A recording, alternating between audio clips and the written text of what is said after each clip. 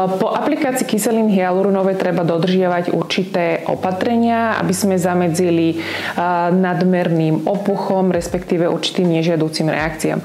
Kyselina hyaluronová je látka, ktorá vo všeobecnosti priťahuje vodu z okolitých tkaní, to znamená, po ošetrení nastáva opuch. Preto, aby sme zmiernili následky opuchu, v nasledujúcich približne 2 týždňoch sa vyhýbame priestorom so zvýšeným teplom, ako je sauna, solárium. Približne 24 hodín po aplikácii kyseliny hyaluronovej intenzívne nešportovať.